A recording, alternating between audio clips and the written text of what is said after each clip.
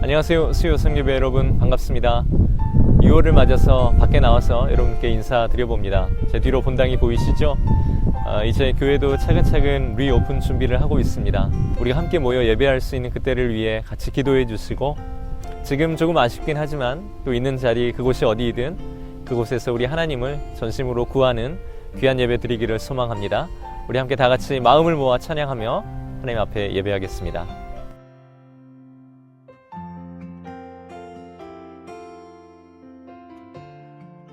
주의 집에 사는 자들은 복이 있나니 그들이 항상 주를 찬송하리이다.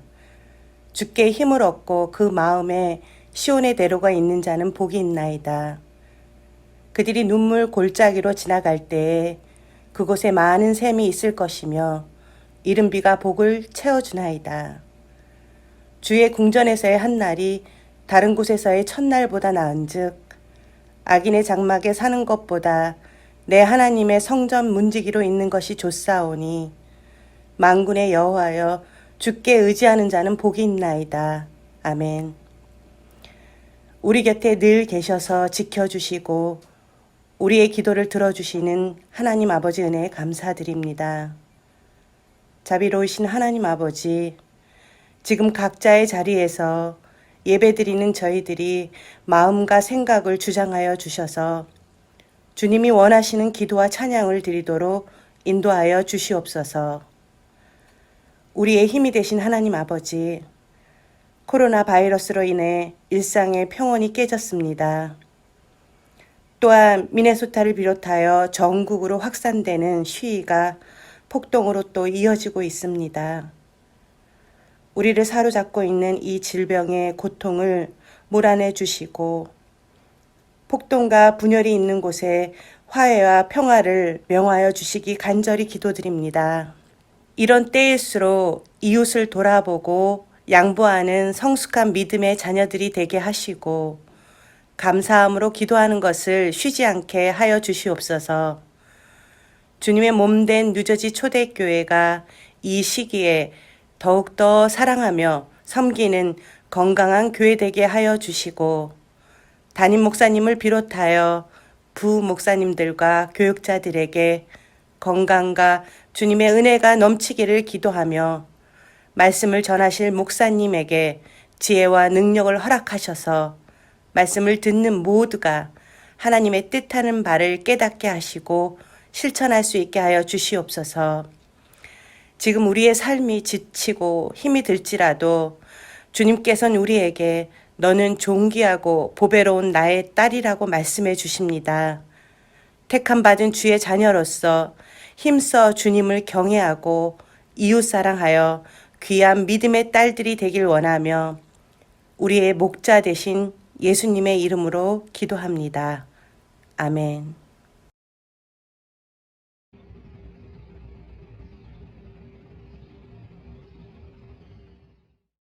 2020년 들어 우리가 가장 많이 듣고 있는 단어는 단연 코로나입니다. 그리고 코로나와 더불어 자가격리의 뜻을 가지고 있는 이 쿼런틴이라는 말도 요즘 저희들이 많이 쓰고 있습니다. 코로나와 쿼런틴, 현재 우리가 겪고 있는 상황을 그대로 보여주는 말이죠. 우리는 지금 많은 변화를 겪고 있습니다. 사람을 만나는 방식, 아이들이 공부하는 모습, 또 직장에서 업무를 처리하는 과정, 심지어 예배하는 모습까지 이렇게까지 해야 하나 하며 변한 일상을 매일매일 저희들 보내고 있습니다. 우리는 다시 이전처럼 회복되기를 기다리고 있지만 코로나 이후 변하게 될 모습에 더 많은 관심이 또 있는 것 같습니다. 그래서 최근 이 뉴 노멀이라는 말이 유행어처럼 떠오르고 있죠. 그동안 우리가 살았던 일상을 노멀이라고 한다면 이제 코로나 이후에는 과거의 생활 방식으로 돌아갈 수 없고 새롭게 변화된 일상, 즉 뉴 노멀이 시작될 것이라는 겁니다. 물론 이런 변화된 시대가 올 것이라는 예측이 틀릴 수도 있고 차라리 마음 같아서는 그런 예상이 좀 틀렸으면 좋겠습니다. 그러나 분명 변화는 찾아올 것이고 우리의 신앙생활의 모습에도 이런저런 변화가 있을 것 같습니다. 이런 변화의 물결 속에 최근 조지 플로이드의 죽음으로 인해서 흑인 인권의 이 문제를 느끼고 저항하는 시위가 미국 전역으로 번지고 있습니다. 여러 가지 많은 사회적인 갈등과 변화의 문제들을 보면서 이제 우리는 어떻게 될까 걱정을 넘어 좀 두려움이 생기는 것도 같습니다. 마치 우리는 이런 시절 작은 배와 같다라는 것을 느끼게 되는데요. 풍랑이 치는 대로 그저 밀려다닐 수밖에 없는 그런 작은 배가 바로 우리들의 모습이 아닌가라는 생각이 듭니다. 그래서 우리에게는 이 닻이 필요합니다. 닻은 배를 한자리에 고정시키는 역할을 하죠. 닻을 견고히 내리고 있는 배는 다양하게 부는 바람과 파도 속에서도 휩쓸려 가지 않고 늘 그 자리에 머물러 있습니다. 그래서 닻을 내리고 있는 배는 항상 같은 자리에서 평안해 보이는 것입니다. 이 성경에도 보면 우리의 삶을 배에 비유하며 우리를 흔들리지 않게 하는 영혼의 닻이 있다라는 표현이 있습니다. 히브리서 6장 19절 말씀에 나오는데요. 이렇습니다. 우리가 이 소망이 있는 것은 영혼의 닷 같아서 튼튼하고 견고하여 휘장 안에 들어가나니. 이 히브리서를 쓴 사람은 우리가 가진 소망이 있는데 그것이 영혼의 닷과 같다라고 말합니다. 히브리서를 읽는 독자들은 그 당시에 생각했겠죠. 우리가 가진 이 소망이 영혼의 닻이라고? 그럼 우리 소망이 뭐였지? 당시 성도들이 가지고 있던 소망, 그 시대 교회가 가지고 있던 소망은 무엇일까요? 그것은 바로 성도들의 피난처가 되시는 하나님입니다. 그리고 그 하나님께서 우리를 구원하시기 위해 주신 예수 그리스도가 바로 이 땅의 교회들의 소망이고 또 그 시대의 소망이요 또한 우리들의 소망이기도 합니다. 한경직 목사님께서는 참 영혼의 닻을 어디서 찾을 수 있는가 하고 물으시면서 시편 62편 5절 말씀을 보라고 하십니다. 나의 영혼아 잠잠히 하나님만 바라라. 무릇 나의 소망이 그로부터 나오는도다. 우리를 만드신 하나님이 우리가 잠잠히 바랄 소망이 되신다라는 것입니다. 앞으로 몇 주간 갈라디아서의 말씀을 함께 보려고 합니다.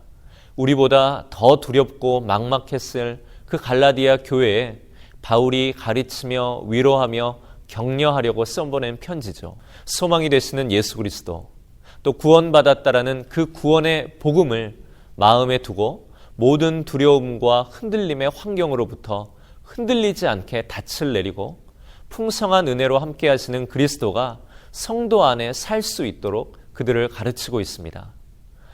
그래서 갈라디아 지역에 그들이 다 돌려가며 이 편지를 읽었고 이제 우리 초대교회로 이 편지가 넘어왔습니다.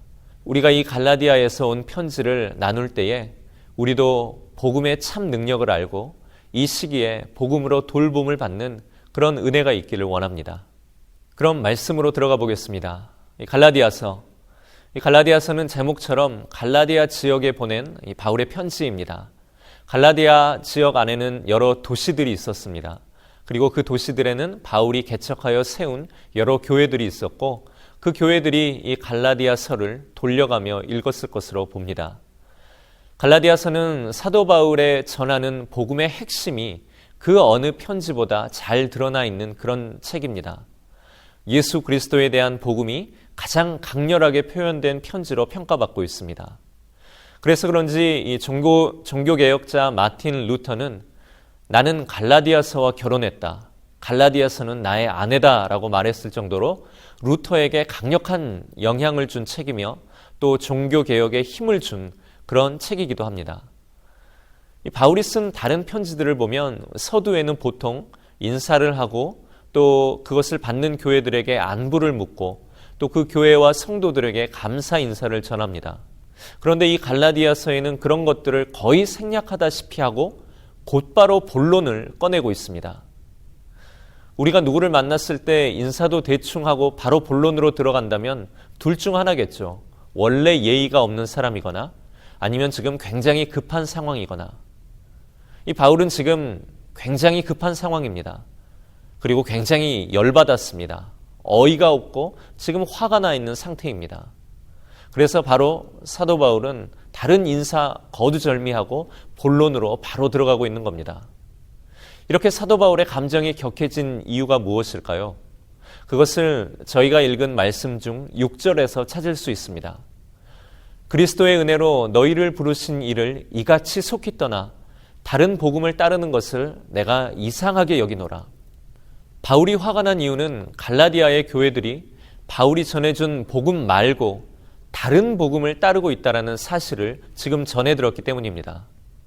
바울이 다른 복음이라고 하는 것은 바울이 먼저 전해준 복음 말고 또 다른 복음이 있다라는 그런 의미가 아닙니다. 바울이 말하는 다른 복음은 그냥 복음 같지도 않은 것이라는 그런 의미죠. 복음이 무슨 메뉴판에 있는 메뉴가 아닙니다. 이것도 있고 저것도 있고 한 것이 아니라 복음은 단 하나의 이야기입니다. 믿는 자나 믿지 않는 자, 교회나 세상, 이 땅에 있는 모든 인간에게 가장 좋은 소식이 되는 하나님께서 지구상에 주신 단 하나의 이야기, 유일한 것, 그것이 바로 사도 바울이 이야기하고 또한 우리가 믿고 있는 복음입니다. 이 복음의 내용이 무엇입니까?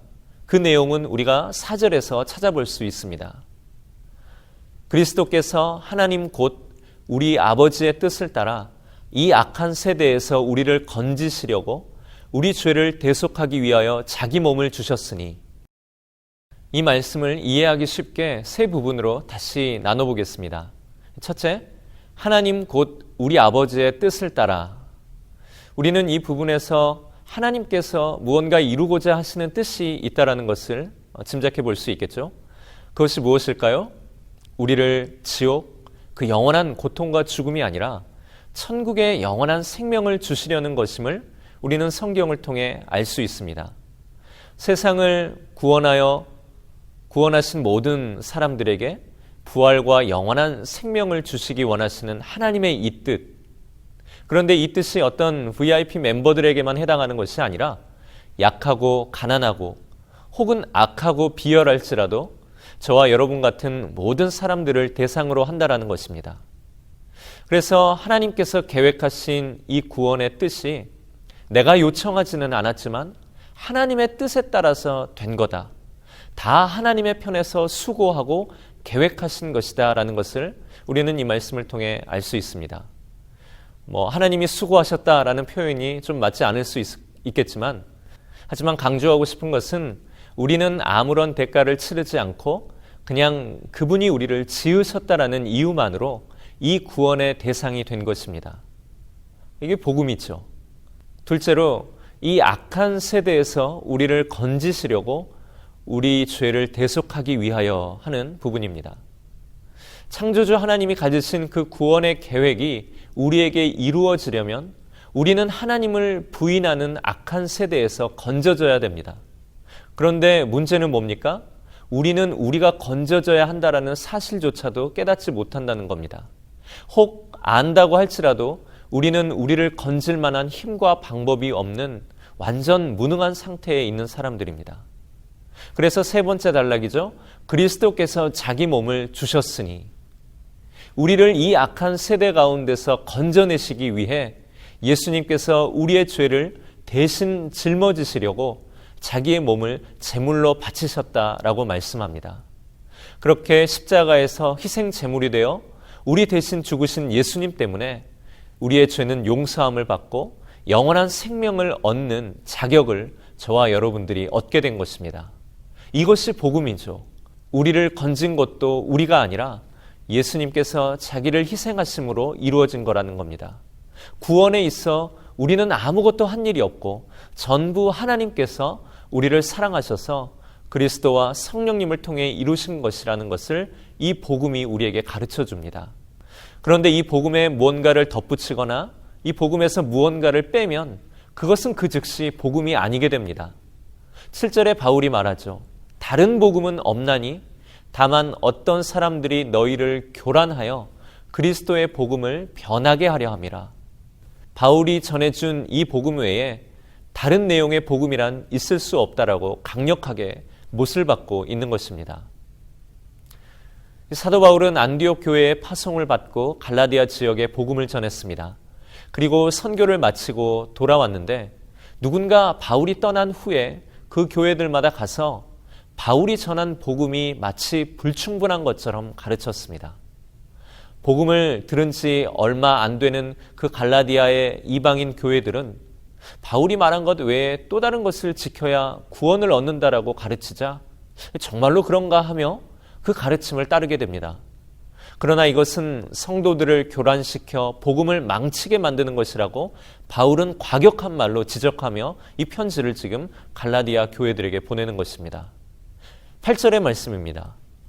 그러나 우리나 혹은 하늘로부터 온 천사라도 우리가 너희에게 전한 복음 외에 다른 복음을 전하면 저주를 받을지어다. 9절에 또 강조를 합니다.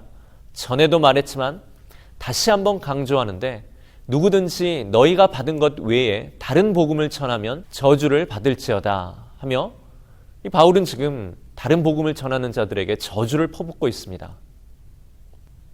바울에게 있어 복음의 내용이 얼마나 중요한가, 그리고 그 내용이 변하지 않도록 지키는 것, 왜곡되지 않은 그 복음을 사람들에게 전달하는 것을 바울이 또한 얼마나 중요한 사명으로 여겼는가 하는 것을 우리가 말씀을 통해 볼 수 있습니다. 왜 그렇게 바울이 복음의 내용, 그 복음의 유일성에 대해 민감하게 이렇게 반응하는 것일까요? 그것은 복음이 변하면 복음의 능력이 사라지기 때문입니다. 다른 복음을 전하는 자들은 바울이 전하는 것이 틀렸다라고 하지 않았습니다. 그 복음을 믿는 게 맞는데, 그런데 그것 말고 구원을 받으려면 또 지켜야 할 것이 있다라고 한 것입니다. 그것은 유대인처럼 할례를 받고 이제 너희도 복음을 듣고 믿는 자 되었으니 우리 유대인처럼 율법을 지키고 또 그 율법이 금하는 것들을 먹지 않고 율법을 따라 의롭게 살아야 한다. 그래야 구원을 얻는다라고 가르치는 그러한 가르침이었습니다. 그러나 이것은 하나님이 이루신 복음에 인간적인 의의를 추가하는 것입니다.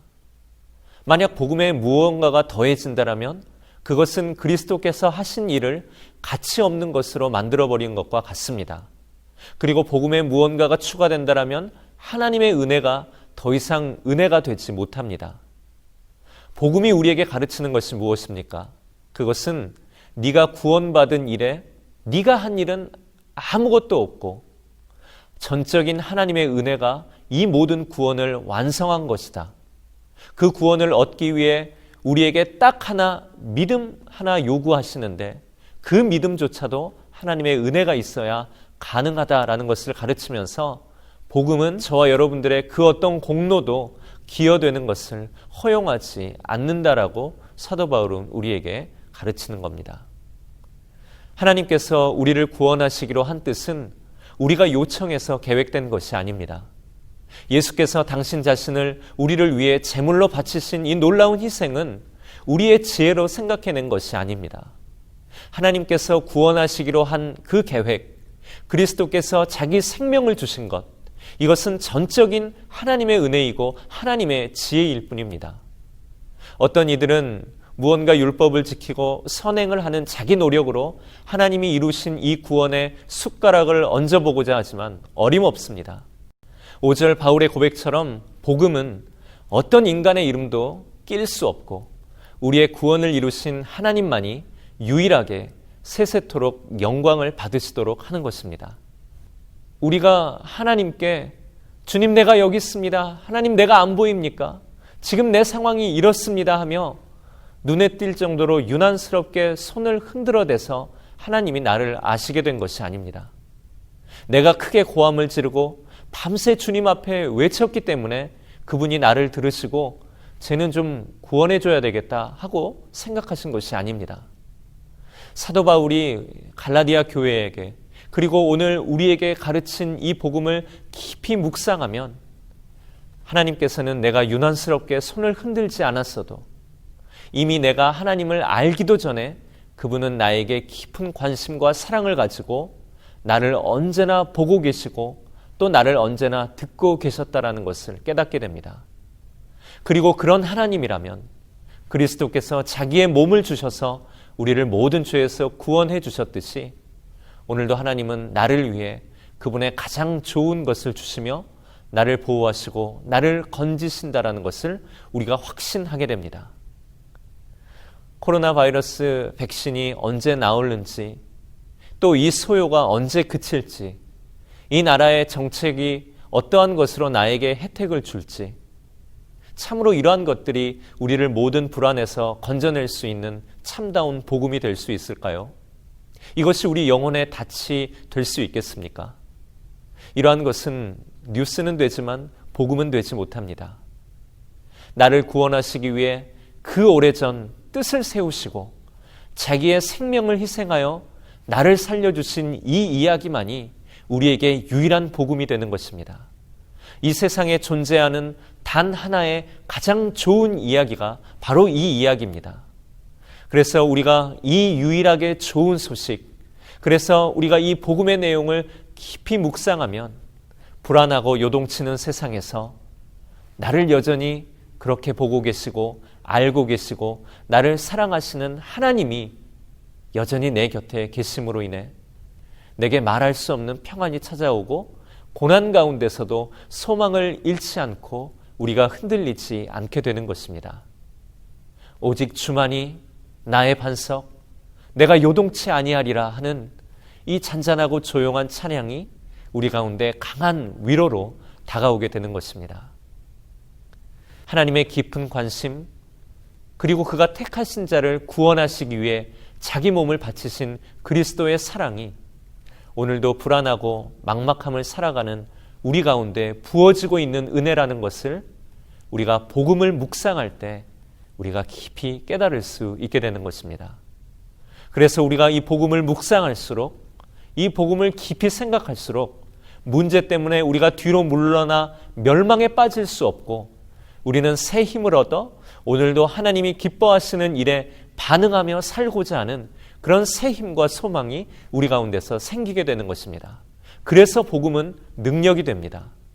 어려움이 찾아오고 앞길이 막막할 때 복음을 깊이 묵상하십시오. 그러면 이 복음이 우리에게 능력을 주실 것입니다. 제가 작년 설교에 한번 말씀드린 것 같은데요. 폴 아포스텔 오브 크라이스트, 바울 예수님의 제자라는 영화를 제가 소개하면서 매우 감명 깊게 보았다라고 이야기 드린 적이 있습니다. 그 영화 후반부에 로마의 원형 경기장에 이제 사자의 밥이 되기 위하여 이제 그리로 나아가기 전 그 한 무리의 기독교인이 그 영화 가운데 등장합니다. 당시 로마 사람들은 기독교인들을 붙잡아다가 그들이 사자의 밥이 되어 피 흘리며 죽어가는 광경을 마치 스포츠를 관람하듯이 보며 식사를 하던 그러한 시대의 문화를 가지고 있었습니다. 그 잔혹한 죽음이 기다리는 곳으로 가려고 이제 준비된 사람들에는 가족들도 많이 있었습니다. 어린 딸의 손을 잡고 그곳으로 떨며 함께 걸어가는 아빠, 어린 아들의 어깨에 손을 올리고 이 죽음을 기다리는 엄마, 그리고 아무것도 모른 채 그 공포스러운 자리로 나아가야 했던 어린 형과 동생들, 그 기독교인의 얼굴이 이 복음을 생각할 때 떠올랐습니다. 자녀와 부모가 서로의 죽음을 지켜보는 그 순간 저 기독교인들에게 소망은 무엇이었을까? 그럼에도 불구하고 그들을 흔들 수 없도록 만든 그 영혼의 닻은 그들에게 무엇이었을까? 하나님께서 극적으로 지진을 일으켜 우리가 죽는 것을 관람하는 저 로마 사람들을 다 죽이리라는 확신이 그들의 소망이었을까요? 그런 것 같지는 않습니다. 오히려 이 죽음의 자리에서도 하나님은 나에게 눈길을 떼지 않으시고 나를 깊이 생각하고 계신다. 나를 구원하시기 위해 생명을 바치신 예수님께서 이제 나에게 부활과 영생의 길로 인도하시리라 하는 그 복음의 능력이 죽음을 눈앞에 둔 그들에게 평안과 담대함을 주었을 것이라고 생각합니다. 우리는 어떨까요? 바닷물을 보고 있으면 자기도 모르게 그리로 빨려 들어갈 것 같습니다. 세상의 물결, 우리의 환경과 문제를 바라볼 때도 그렇죠. 그러나 눈을 감고 하나님을 부르지도 않았던 나를 위해 하나님은 구원을 계획하시고 그 일을 이루기 위해 그리스도께서는 나를 위해 십자가에서 자기의 생명과 자기의 몸을 주셨고 성령께서는 이 복음의 내용을 늘 생각나게 하심으로 오늘 우리에게 불어오는 세상의 풍랑보다 오늘 나에게 집중되어 있는 하나님의 은혜와 사랑이 얼마나 크고 더 거대한 것인가 하는 것을 우리는 느끼게 됩니다. 그리고 요동하는 변화 속에서 하늘의 평안이 우리에게 임하는 것을 우리는 복음을 묵상할 때 깊이 깨달을 수 있습니다. 그분이 먼저 나를 보셨습니다. 그분이 먼저 내 소리에 귀를 기울이셨습니다. 그리고 그분이 먼저 나를 찾아오셨습니다. 이것이 사도 바울이 이야기하는 유일한 복음, 그것이 우리에게 가르치는 것입니다. 복음에만 귀를 기울이시도록 우리 삶의 우선순위를 결정하고 이 복음의 은혜를 누리는 자요, 또한 전달하며 위로하는 자로 살아가는 그런 저와 여러분들의 귀한 한 주 되시기를 간절히 소망합니다.